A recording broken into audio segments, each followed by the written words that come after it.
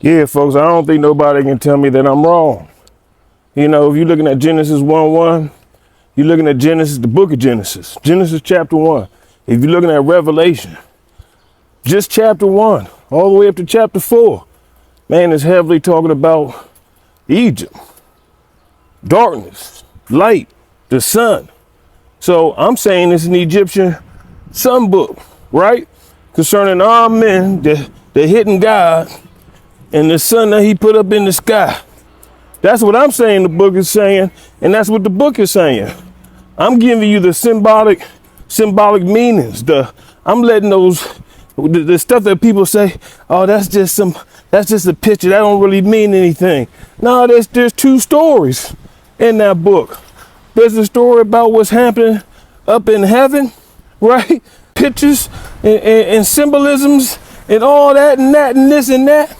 And then there's a story about what's happening in the earth, right? What's happening in the earth? You got kings, you got people running around doing good and evil, right? Eating stuff off a tree that they not supposed to eat.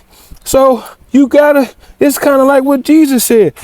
How can I tell you if you can't understand what's happening in the story concerning the earth? How am I going to tell you what's happening up in heaven? Right? That all, like if you're looking at Genesis 1, I'm telling you who's in the Elohim, and I'm telling you who's in the face of the deep, and I'm telling you what this darkness is. Right? Okay. If you go to Genesis, if you go to Revelations, right? The long form videos on this YouTube channel, right? I'm breaking down what's happening in Revelation, what's being revealed in Revelations.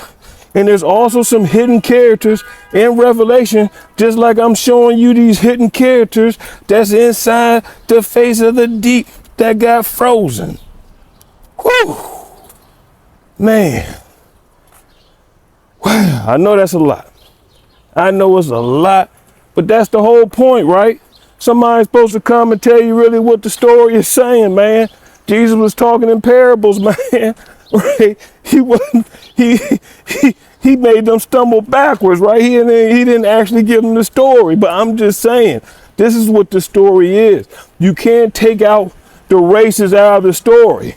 The whole story is about Ham, Shem, and Japheth.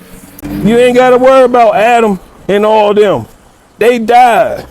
Popped up on the scene about 1,500 years later. All them died, man.